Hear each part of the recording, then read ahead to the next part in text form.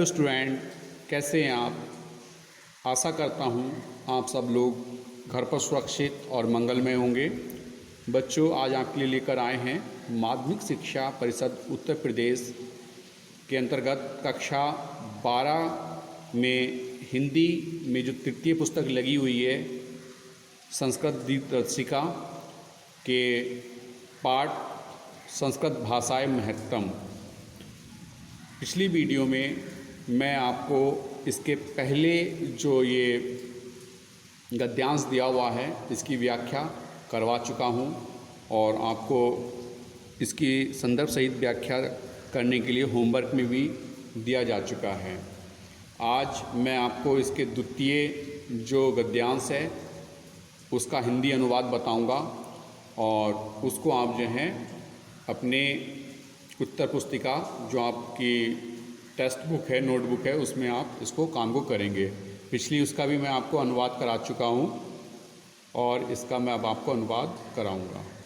ठीक है, तो जिन बच्चों ने अभी चैनल सब्सक्राइब नहीं किया है वो चैनल सब्सक्राइब कर लें और अपनी पुस्तक आप खोल लीजिए। पहले मैं आपको इसको पढ़ाकर इसका हिंदी अनुवाद बताता चलूँगा और जिस प्रकार से मैं आपको अनुवाद बताऊंगा उसी प्रकार से आप जो हैं उसको अपनी नोटबुक में फेयर वर्क में कर लेंगे। तो बच्चों शुरू करते हैं। संस्कृतस्य साहित्यम सरसम व्याकरणश्च सुनिश्चितम, अर्थात संस्कृत साहित्य रसपूर्ण तथा सुनिश्चित व्याकरण वाला है। सुनिश्चित व्याकरण वाला है।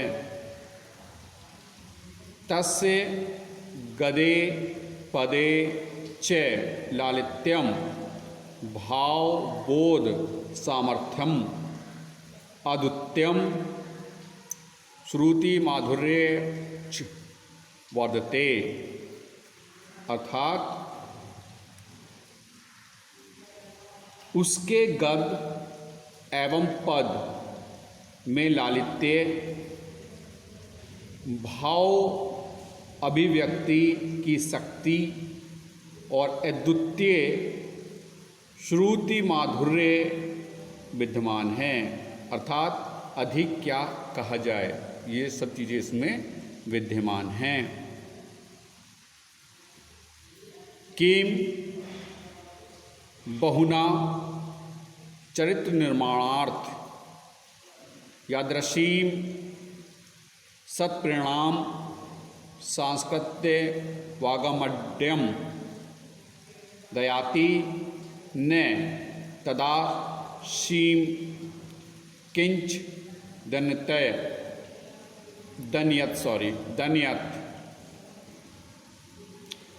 अर्थात संस्कृत साहित्य चरित्र निर्माण के लिए जिस प्रकार अच्छी प्रेरणा प्रदान करता है वैसा कोई और नहीं करता, वैसा और कोई नहीं करता।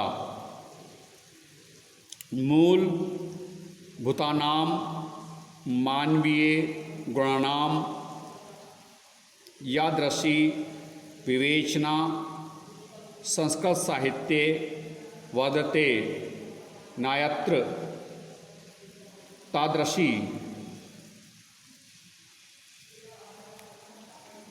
अर्थात संस्कृत साहित्य में मूलभूत मानवीय गुणों की जैसी विवेचना है वैसी अन्यत्र नहीं है। दया, दानम, शोचम, औदार्यम, अनसूया, क्षमा, अन्य चनेके गुणा अस्य साहित्यस्य अनुशीलेन सज्जन्ते, अर्थात इस साहित्य के अध्ययन से दया, दान, पवित्रता, उदारता, ईर्ष्या, क्षमा और अनेक गुण उत्पन्न होते हैं, और अनेक गुण उत्पन्न होते हैं। तो बच्चों, ये था जो सेकंड वाला आपका पद्यांश से दूसरा वाला, उसका हिंदी अनुवाद। अब आपको करना क्या है कि आप जो हैं अपनी फेयर नोटबुक में इस का हिंदी अनुवाद लिखेंगे। ये बहुत ही महत्वपूर्ण है बोर्ड की परीक्षाओं के लिए, और बोर्ड की परीक्षाओं में विगत वर्षों में निरंतर पूछा जाता रहा है। तो इसमें सबसे पहले तो आप संदर्भ लिखेंगे। संदर्भ में एक बार आपको बता देता हूँ, प्रस्तुत गद्यांश हमारी पाठ्य पुस्तक संस्कृत दिग्दर्शिका के पाठ संस्कृत भाषाएं महत्तम से उद्धृत है।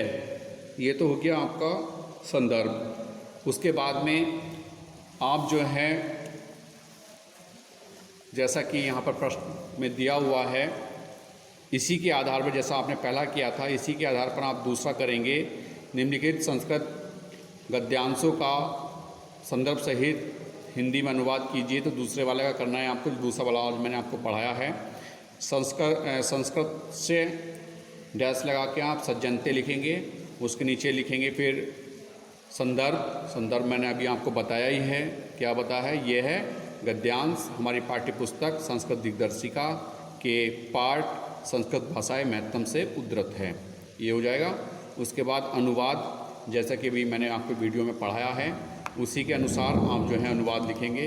ये कई बार पूछा जा चुका है, निरंतर पूछा जाता रहा है। पिछले जो है 2010 में 10, 12, 14, 16, 18 इस तरह से ये पूछा जाता रहा है। तो इसको आप जो है अच्छे से तैयार कर लेंगे अपनी फेयर नोटबुक में, क्योंकि ये बोर्ड की प्रिपरेशन के लिए बहुत ही महत्वपूर्ण है। तो बच्चों, इससे पहले वाला भी आशा करता हूँ कि आप लोगों ने वर्क कर लिया होगा। इस वर्क को आप नियमित करते रहिए, क्योंकि ये एक प्रकार से आपके बोर्ड की प्रिपरेशन के लिए नोट्स तैयार किए जा रहे हैं, जिससे कि आप जो हैं अपने ज्ञान को अच्छी तरह से व्यवस्थित कर सकें, स्थिर कर सकें और अर्जित कर सकें। तो बच्चों, आज की वीडियो में बस इतना ही। बस अपना आप जो है नियमित रूप से कार्य को करते रहें, और मिलते हैं आपसे नेक्स्ट वीडियो में। जब तक के लिए हैव ए नाइस डे।